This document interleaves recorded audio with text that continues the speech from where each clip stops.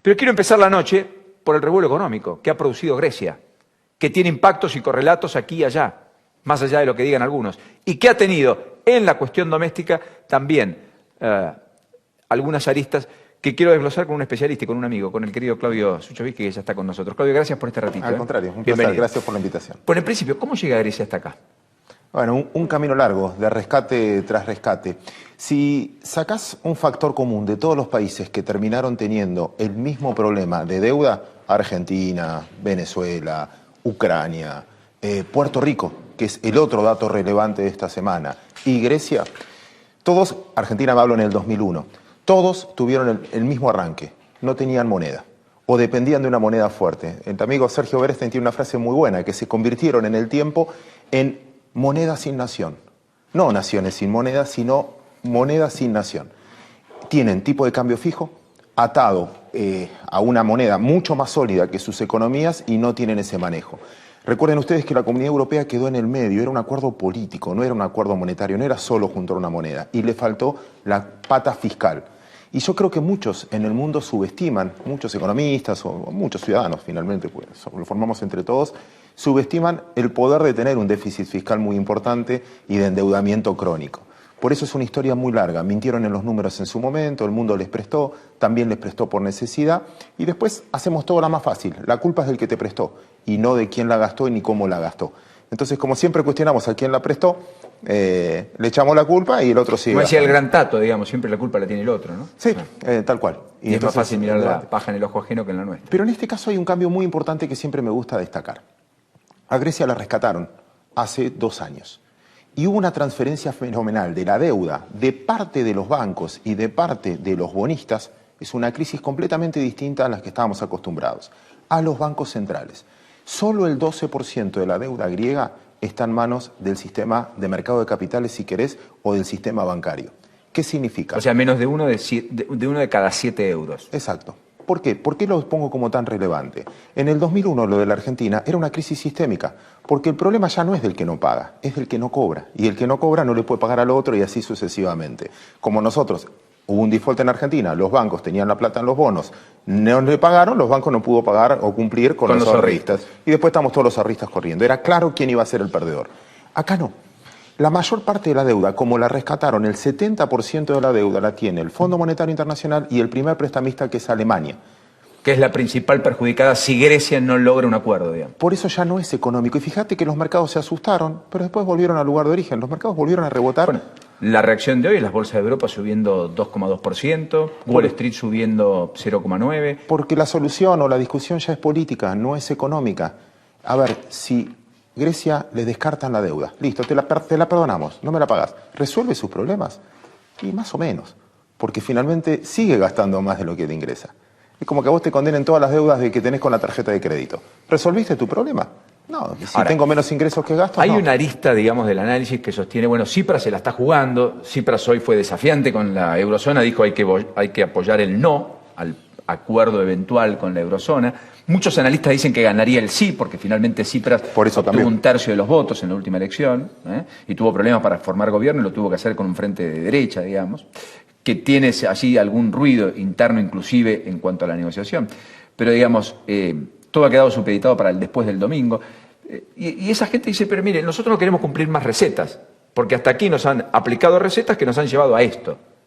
¿Hay para parte de eso o no? Sí, es que también es político y meto a la sociedad. La sociedad argentina, si querés, para comparar, en el 2001 tampoco votó por no salir de la convertibilidad, porque finalmente estancarte en un tipo de cambio, que es lo que quieren, lo que están votando a favor los griegos finalmente, que es lo que le salió al revés al gobierno, es no queremos salir del euro. Porque eso es un ancla de estabilidad. ¿Vos crees que eso pasa el domingo? Gana el sí, no el no. Al menos de la salida del euro. Es muy difícil, con todo lo que escuché, interpretar cómo es el referéndum. Pero en las encuestas o en lo que dicen, el griego no quiere salir del euro. Es como se siente parte, es como pertenecer también a una comunidad. Si no, tengo una moneda que me hace sentir menos, sobre todo el asalariado. Nos pasó algo parecido. Por eso, repito, termina siendo netamente político y la discusión es salgo del euro o no. Y ambos casos están mal. Déjame ser abogado del diablo, el único que supongo va a ser en Argentina. Pero ponete en el lugar del que prestó la plata.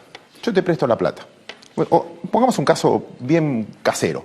Paulino, vos decís, Claudio, necesito plata, tengo un problema, listo. Dale, yo te presto. Lo primero que te voy a preguntar, ¿y cómo me lo vas a devolver, Paulino? No, no tengo la menor idea. Necesito que me prestes. Si soy tu amigo, sí, ya está. A eso ya agotaste. Después vas al prestamista. Necesito plata. ¿Cómo me vas a pagar? Y no sé, mira, yo no puedo dejar de que mi mujer deje de consumir, que mis hijos dejen de consumir, no sé. Y no, ¿sabes qué? Pedile a otro. Entonces te voy a pedir. Bueno, ¿sabes qué? A partir de ahora cambia tu hijo de colegio, a partir de ahora te jubilás un año después, te laburás 2 por hora, para que me pagues. Si no, no te voy a prestar. El acreedor pone condiciones. Y si no te pone condiciones, vas a tener que ir a la segunda instancia. Es como, yo voy al banco, pido crédito. Informal. Y voy a tener que ir a una cueva. Y la cueva... Supertasa. Y eso impagable. Eso es lo que termina pasando a veces en estos casos. La tasa de interés que están pagando la condenan de por sí sola. Si yo tenés que pagar 13% anual de tasa de interés, en 7, 8 años duplicás la deuda. Vivís A ver, Argentina está en un default parcial, con Nueva York, fallo Griesa y justicia norteamericana, y desacato, etcétera. Eso le implica que YPF se endeude al 8,5%.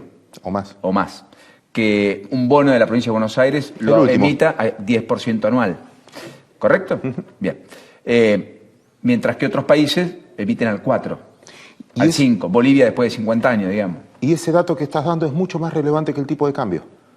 Porque eso es lo que hace la verdadera competitividad. Saquen la cuenta, es interés compuesto muy simple. Si yo me prestaste $100.000 al 10% anual, al año te debo 110.000. Sí, en 10 años tengo en menos, porque los 10.000 aparte te producen 1.000 de interés. Y después otros 10.000 y después otro. Entonces, en 7 años es terrible. ¿Por qué Argentina hoy debe más de lo que debía antes del default? Pero, para. Argentina hoy debe más que antes del nominalmente, default. Debe mucho menos con respecto al PBI porque el PBI creció. Pero agarrá, metete www.mecon.gov.ar, deuda al 2001, 178.000 millones. Hoy estás en 200 hasta junio del año pasado, a eso le tenés que sumar, porque no contemplan los cupones atados al crecimiento, a eso le tenés que sumar los holdouts, porque no contemplan, pero bueno, sentencia firme, de alguna manera, por menos o por lo que fuera, alguien lo va a tener que arreglar, juicios nuevos del CIADI y demás. Todo eso, y deuda interna, de París, en pesos, y lo nuevo que emitiste para pagar Repsol, etcétera, emitiste Bonar 24 en los últimos tiempos. El último año emitiste mucha deuda. Hoy, sumando todo eso, estás arriba de 230. Y no es, quizás nos desendeudamos, evidentemente, con respecto al PBI, pero en deuda nominal crece. ¿Y por qué crece?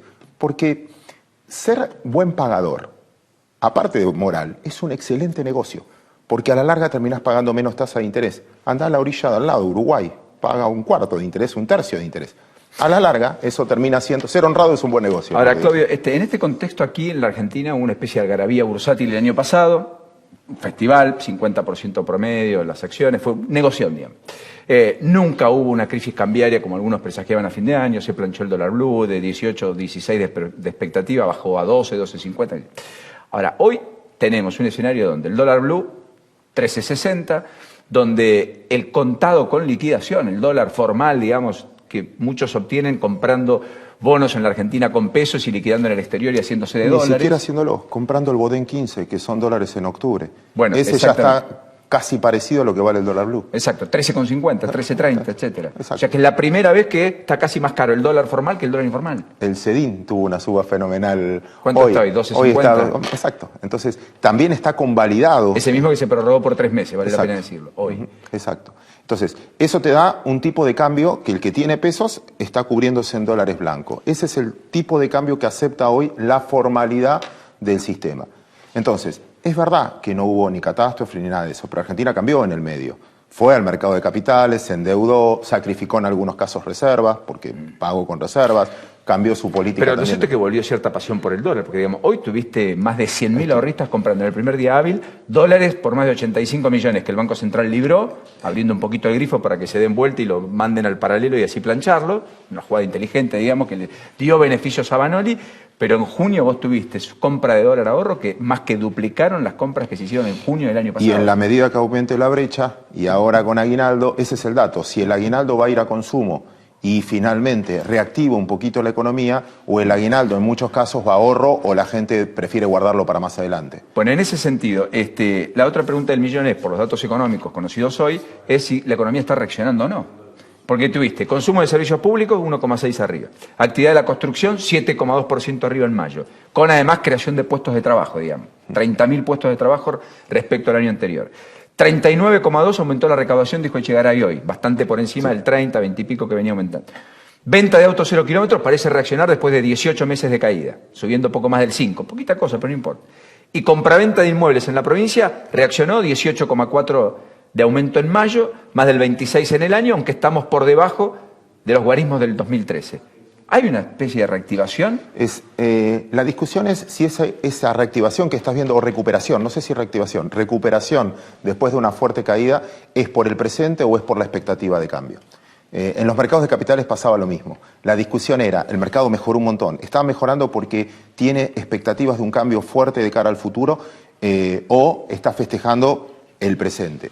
Yo voy a lo segundo desde el segundo punto de vista, de que hay mucho más expectativa de futuro. Gane quien gane, independientemente de lo político, y eso depende de vos. Siempre digo lo mismo, que vos vendas más celulares no significa que mejora la comunicación. Que vendas más departamentos no significa que mejora la infraestructura y que tenés más. Que vendas más energía, en el fondo, Argentina necesita mucha inversión porque tiene un problema de oferta de producto. Hace mucho se viene incentivando la demanda. Si incentivo la demanda, la gente consume, pero después no tengo, eso me genera inflación, no tengo los bienes. Entonces vos podés construir un montón de departamentos, pero después puedo no tener a los compradores, o no le alcanzan, o el valor de los departamentos está muy lejos de lo que gana la gente. Pueden viajar un montón, pero después, repito, Argentina tiene un serio problema de infraestructura, no nos alcanza la propia energía, tenés que restringir importaciones.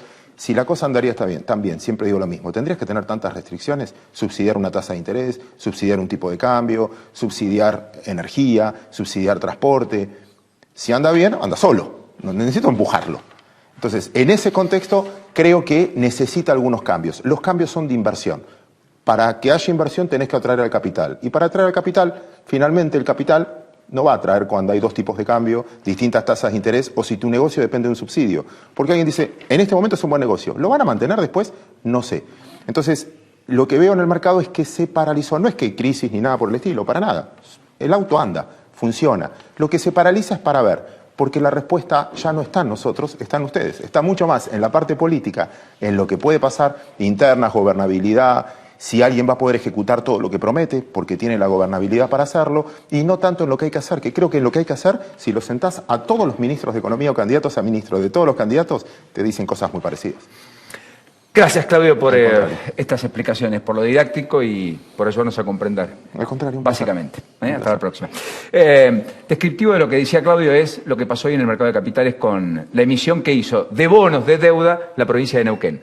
Consiguió 600 millones de pesos, porque si no, no podía hacer frente al pago del medio aguinaldo, que además lo desdobló de los salarios después de mucho tiempo durante el transcurso de este mes. Salarios los paga sobre el comienzo de la semana próxima y el medio aguinaldo el 20 de julio. Necesitaba 600 millones de pesos. La provincia de Vaca Muerta, el segundo reservorio planetario de gas no convencional del mundo.